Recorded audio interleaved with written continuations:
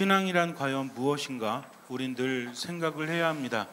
믿음이라는 말을 많이 하고 믿음이 있어야만 기적이 일어난다는 것을 분명히 알고 있지만, 그렇다면 그 믿음이 무엇인지, 나에게는 과연 믿음이 있는 것인지 없는 것인지 다시 한번 생각해 봐야 합니다. 믿음이라는 것이 무엇인지 정확히 알지 못하지만 믿음은 자라난다라고 하죠.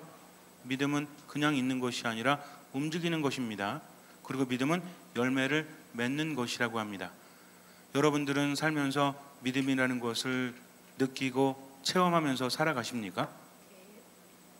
질문을 하면 꼭 대답이 없으시더라고요. 믿음이 있는 곳에 기적이 일어나기 마련이라는 거죠. 믿음이라는 것은 어떤 신념도 내포하고요, 단순히 신념만을 의미하진 않고 그것을 포함하긴 합니다. 믿음이라는 것은 주님 안에 머물기 위한 모든 방향을 의미한다는 거죠. 내게 믿음이 있다면 삶에 대해서 다른 눈으로 바라볼 수밖에 없고, 삶에 대해서 다른 귀를 가질 수밖에 없기 때문에 삶은 변화될 수밖에 없는 것입니다. 그래서 여러분께 말씀드리기를, 삶이라는 것은 변화한다는 건 불가능해도 변화되는 것은 가능하다는 거죠.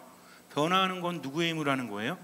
나의 힘으로 하는 거지만 변화되는 것은 내가 아닌 또 다른 힘에 의해서 그렇게 된다는 것입니다. 우리는 태어나면서부터 변화하려고 무지하게 애를 쓰고 있지만 변화한다는 것은 참으로 쉽지가 않아요. 부분적인 변화야 어느 정도 가능할지 모르겠지만 근본적인 변화는 때로는 불가능할 정도로 어렵습니다. 그러나 그것이 하느님 안에 머물 때는 가능하다는 거죠. 여러분들은 어떻게 생각하십니까? 내 삶 안에서 변화되어져야 될 것들이 많다고 생각하세요? 아니면 거의 없다고 생각하세요? 완벽하십니까? 저는요, 완벽해요. 그래서 변화될 필요가 없어요 라고 말하면 할 말이 없지만, 어쩌면 우리의 느낌이나 우리의 생각이나 우리의 판단이나 내가 어찌하지 못하는 부분은 하느님 안에서 변화되어야만 행복할 수 있다는 거죠. 세상이라는 것은요, 마음먹기에 따라서 다르게 보인다라고 말하지만 마음 먹는 것 자체가 쉽지 않다라고 여러 차례 말씀을 드립니다. 마음은 먹는다고 해서 되는 것이 아니에요. 우리 삶 안에서 강력한 힘을 갖는 것은 뭐뭐 하는 것이 아니라 뭐뭐 되는 것이다. 그러니 내가 무엇인가 하려고 애쓰기보다는 하느님께 맡기면 된다. 왜? 그분은 나를 나보다 더 잘 아시고 나를 나보다 더 사랑하시기 때문이라는 거죠. 즉 그분 안에 머물기만 하면 나머지는 그분께서 채워주십니다. 어떤 사람들은 그런 이야기를 하죠. 인생이라는 것이 그리 길지 않은데 뭐 신앙에 매여서 사느냐고, 하느님이 계신지 안 계신지 알 수도 없는데 거기 매여서 살 필요 뭐가 있냐고, 주의를 꼬박꼬박 지켜야 되고 해야 될 것도 많고 그럴 필요 없이 자유롭게 내게 주어진 삶을 살아가야지만 오히려 후회하지 않겠냐고 말을 합니다. 그런데 우리는 신앙 안에서 뭔가 증명하지 못해도, 사람들에게 뭔가 드러낼 수 없어도 내가 느끼면서 체험하면서 살아가고 있다는 거죠. 신앙이라는 것은 증명되어질 수 없습니다. 왜냐하면 하느님께서 그렇게 만들지 않으셨다는 거죠. 요즘에 보면 어떤 물건을 살 때도 비교하면서 살 때 있죠. 그래서 인터넷 같은 거 보고 물건 살 때 여러분들 비교해 보시죠. 하나를 사더라도 이 회사 제품이 좋은지 저 회사 제품이 좋은지, 스마트폰 같은 경우에도 제가 뭐라고 구체적으로 말씀드릴 수는 없지만 우리나라에 있잖아요, 그죠? 요새 배터리 불나가지고 말 많은 거, 그거하고 또 이 경쟁사가 있죠, 미국에. 거기서 나오면 어떤 게 더 좋은지 막 이렇게 올라오지 않습니까? 그거 보고 선택을 하기도 하고. 근데 이렇게 선택한다는 것은 여러 사람들의 경험담을 기초로 해서, 객관적인 사실을 기초로 해서 우리가 선택을 하지만 신앙은 그럴 수 없어요. 신앙은 잔머리를 굴릴 수 없다는 것입니다. 증명되지 못하는 것이 아니라 증명되지 않도록 하느님께서 그렇게 제약을 걸어 놓으셨다는 거죠. 왜냐하면 예수님께서 뭐라고 하십니까? 보아도 보지 못하고 들어도 듣지 못하게 하신다고 하셨어요. 그래서 이것은 약삭 빠른 사람이 깨달을 수 있는 것이 아니라 어떤 사람이? 겸손한 사람, 순명하는 사람, 진정한 믿음으로 하느님께 온전히 의탁하는 사람만이 깨달을 수 있도록 그 천국의 비밀은 숨겨져 있다는 것입니다. 그래서 세상을 살 때도 이미 천국을 사는 사람들이 있는가 하면 천국을 살지 못하는 사람도 있어요. 어떤 사람이 천국에 들어갈 수 있을까요? 마지막 날에 이미 세상에서 천국 안에 머무는 사람만이 그 안에 들어갈 수 있다라는 겁니다. 그래서 우리가 살면서 가장 중요한 것은 천국이 어디인지, 하느님의 나라가 어디인지를 발견하는 것과 그 안에 머무는 것이 가장 중요합니다. 이것이 삶의 목적이 되어야 돼요. 우리가 살아가면서 누릴 수 있는 모든 것들, 즐길 수 있는 모든 것들은 좋은 것입니까? 아니면 좋지 않은 것입니까? 좋을 수도 있고, 여태까지 적응이 안 되셨나요? 좋을 수도 있고 아닐 수도 있어요. 목적을 잃어버리면 아무런 의미가 없습니다. 코엘렛 저자가 말하지 않습니까? 허무로다 허무로다 하늘 아래 모든 것이 허무라는 거죠. 그래서 우리가 지금 뭘 하고 있지만 옛날 사람들도 이미 그렇게 하고 있었다는 것입니다. 형태는 다를지 모르겠지만 옛날의 사람들도 똑같은 걱정을 하고 똑같은 즐거움을 그들도 겪었어요. 그런데 이제는 한 줌의 재가 되어서 사라져버리지 않습니까? 우리가 걱정하는 것도 의미가 없고 즐거워하는 것도 의미가 없다는 거죠. 왜? 시간의 흐름에 따라서 다 지나가게 마련이기 때문입니다. 그래서 바람이 불어도 남쪽으로 불어도 한 바퀴 돌면 이 자리로 돌아오게 되어 있다고 하죠. 또 강물이 바다로 끊임없이 흘러가지만 바다는 채워지지 않습니다. 그러니까 우리가 하는 모든 노력들은 다 의미가 없다는 거죠. 하지만 코엘렛 저자는 이 모든 것들이 의미가 없으니 거기 집착하지 말고 영원히 변치 않는 모든 것들은 변하기 때문에 의미가 없는 것이지만 영원히 변치 않으시는 분은 누구시다? 하느님 한 분뿐이시라는 거죠. 우리가 살아가면서 삶이 힘든 가장 근본적인 이유는 불안하기 때문입니다. 의지할 곳이 없고 내가 기댈 곳이 없고 편히 쉴 수 있는 곳이 없으니까 이리 흔들리고 저리 흔들린다는 거죠. 평상시에 에너지를 계속 허비하고 있으니까, 그러니까 정작 에너지를 써야 될 때가 되면 에너지를 제대로 쓰지 못해요. 나도 알 수 없는 불안감, 공허함에 계속해서 걱정하고 두려워하냐고 이리저리 흔들리니까 힘을 쓰고 있다는 거죠. 여러분들 혹시 버스 타고 만원 버스 타고 어디 가본 적 있으십니까? 요즘에는 그래도 포장이 잘 돼 있기 때문에 잘 모르는데 옛날에 저 어렸을 때만 해도 비포장 도로가 많았어요. 그래서 성당 갔다 올 때도 차를 타고 왔다 갔다 하는 경우가 많았습니다. 차를 타고도 한 15분 20분 걸렸으니까. 근데 버스를 타면 안내양도 있고 그랬죠? 기억나세요? 옛날에 안내양 뭐 오라 이러잖아요, 그죠? 다 타면은. 그리고 막 구겨놓고. 근데 이렇게 서 있으면은 어른들은 이게 닿잖아요, 이렇게. 애들은 답니까 안 답니까? 안 다니까 어른들 사이 이렇게 서 있죠? 그럼 어때요? 이리 흔들렸다가 저리 흔들렸다가 이렇게 흔들렸다가. 물론 때로는 너무 사람들이 꽉 차 있기 때문에 재밌기도 해요. 넉넉고 이렇게 기대고 있으면 어른들은 알죠. 이놈의 자식이 그러면 또 이렇게 섰다가 또 이렇게 기울면 또 이렇게 기울고. 근데 이게 생각해 보니까 나중에 버스를 타고 이렇게 10분 20분 타는 건 괜찮은데 한 번은 제 친구가 굉장히 먼 곳에 살았습니다. 그래서 한 버스 타고 한 4, 50분 가는 거였어요. 근데 버스를 탔는데 자리가 없어가지고 걔네 집 가서 잠을 자기로 했는데 초등학교 5학년 때인가 그랬는데 이제 성당에서 같이 복사 서고 그 집에 가서 이제 하룻밤 자고 내일 다시 오기로. 토요일날 저녁이었던 것 같아요. 그래갖고 버스를 타고 딱 가는데 이게 흔들리죠. 제가 저희 집 갈 때는 한 10분 15분 탔기 때문에 즐겼었거든요. 근데 20분 지나니까 어때? 이게 힘든 겁니다. 왜? 비포장 도로가 장난이 아니었거든요. 지금 거기가 어디냐면 그 동문사거리에서 위로 쭉쭉 가면은 경찰청인가? 맞습니까? 그 뒷고개라고 옛날에 불렀어요. 그 옆에 여우골이었고, 그래서 옛날엔 귀신 나온다고 그래서 거기가 다 공동묘지였고요. 밤에는 사람들이 다니지 않는, 그래서 비포장 도로라서 버스를 타고 가면 이렇게 몸이 붕붕 떴습니다. 이렇게. 근데 이 잡을 것도 없으니 흔들리니까 어때요? 버티냐고 안간힘을 쓰는 거죠. 아까 말씀드렸지만 즐기는 것도 10분 20분이지 먼 거리는 막 이렇게 기댈 수가 없어요. 근데 이렇게 딱 서 있는데 잡을 데가 없으니까 두 다리로 버텨야 되니까 힘들어요, 안 힘들어요? 한 50분 타고 내렸는데요, 다리가 후들후들 거리더라고요. 왜 그랬습니까? 버티냐고 힘을 썼기 때문입니다. 우리가 힘든 이유도 그것 때문에 그래요. 내가 의식하지 못해도 삶 안에서 불안하니까, 믿을 곳이 없으니까, 편히 쉬질 못하니까 힘들어하다가 어떤 일이 생겼을 때는 버티지 못하는 거죠. 그러면서 어떤 생각이 듭니까? 내가 왜 이러지? 왜 이렇게 나약하지? 나 왜 이러지? 하면서 스스로를 탓해도 변하는 것은 아무것도 없다는 거죠. 그러니까 우리는 하느님 안에 머물러야 합니다. 단순히 성당에 가는 것이 중요한 것이 아니라 하느님 안에 머무는 것이 중요하다는 거죠. 인생이라는 것이 짧지만 그 인생을 즐기면서 산다고 할지라도 하느님 안에 머물지 못하면 중요한 것을 잃어버려요. 그러니까 제대로 즐기지도 못합니다. 예수님은 말씀하십니다. 사람이 온 세상을 얻는다고 할지라도 자기 목숨을 잃어버리면 무슨 소용이 있겠느냐라고 하세요.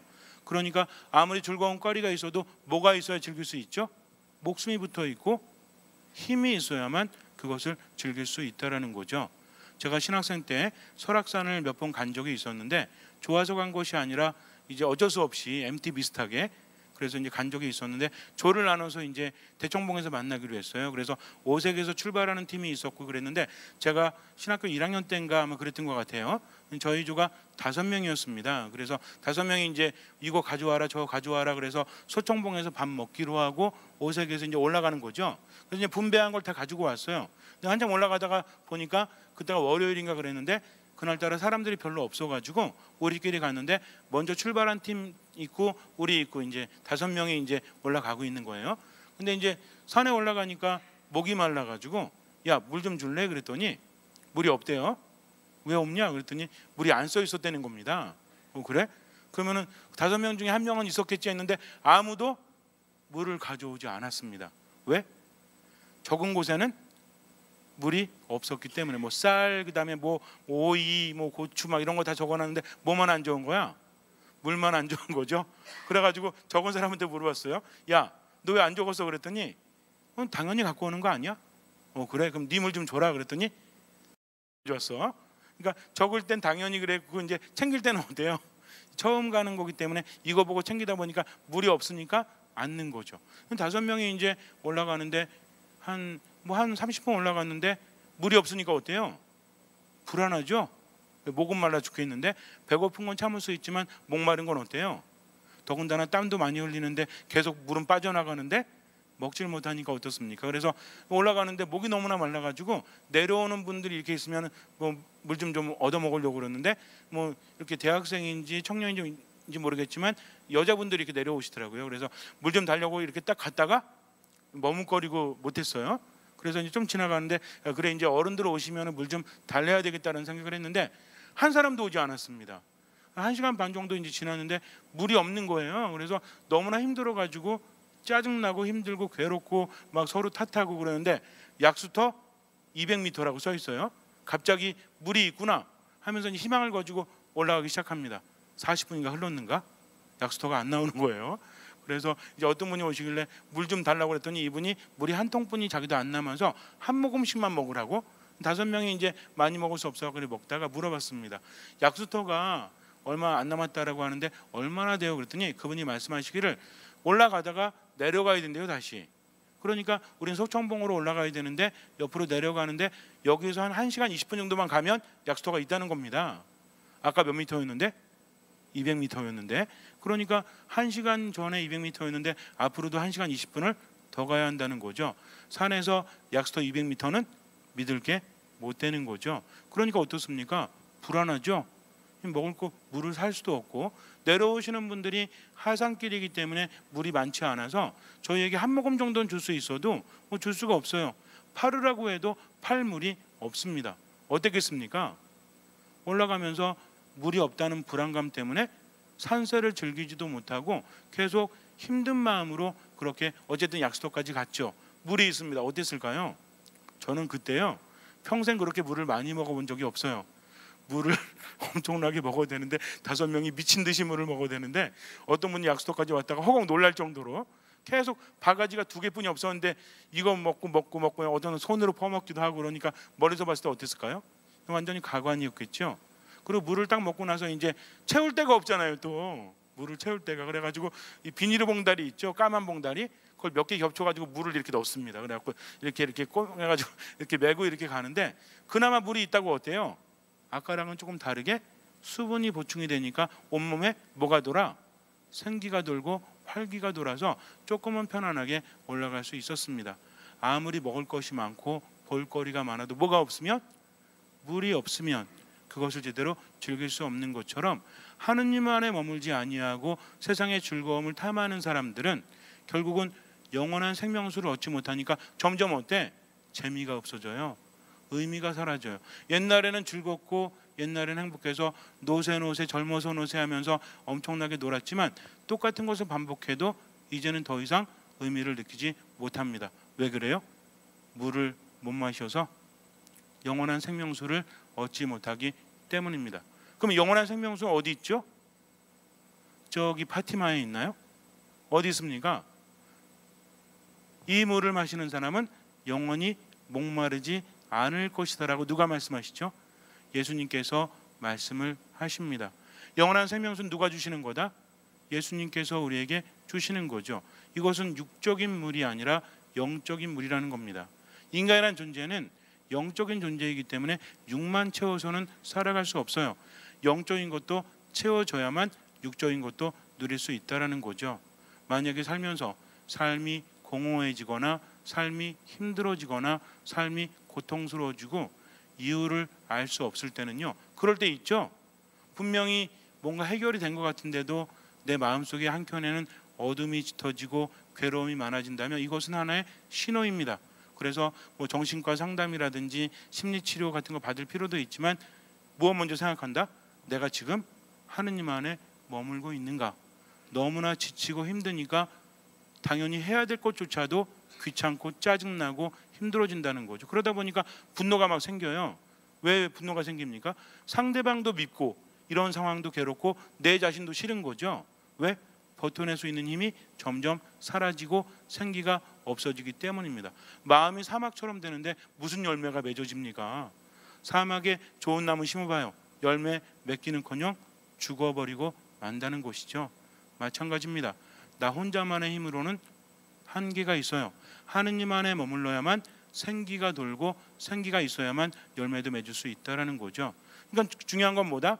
세상을 살면서 누리는 것도 중요하고 소유하는 것도 중요하지만 그게 목적이 되면 안 된다는 거죠.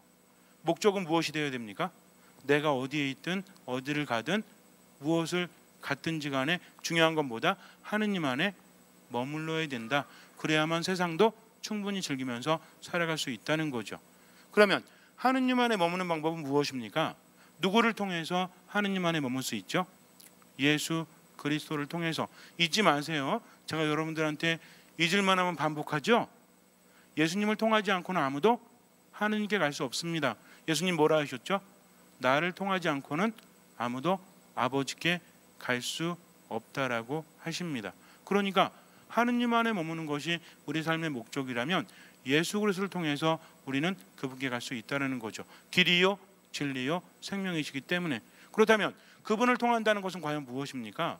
그분의 말씀을 듣고 그분의 말씀을 실천하는 사람들, 이런 사람들이야말로 예수님을 따르는 사람이요 하느님 안에 머문다는 거죠. 살아가면서 그분의 뜻이 무엇인지를 늘 기도하고 묵상하고 생각하는 사람, 그리고 거기서 멈추는 것이 아니라 뭐 하는 사람? 실천하는 것입니다. 잠시 눈을 감으세요. 신앙은 머리로만 하는 것이 아닙니다. 신앙은 구체적인 실천을 해야 됩니다. 기본적으로 도움이 필요한 사람, 내 주변에 있는 사람들 무시하지 말고 그들에게 관심을 갖고 베풀면서 살아가십시오. 주님께서는 그 믿음을 보시고 우리 삶에 놀라운 기적을 일으켜 주실 것입니다. 아멘.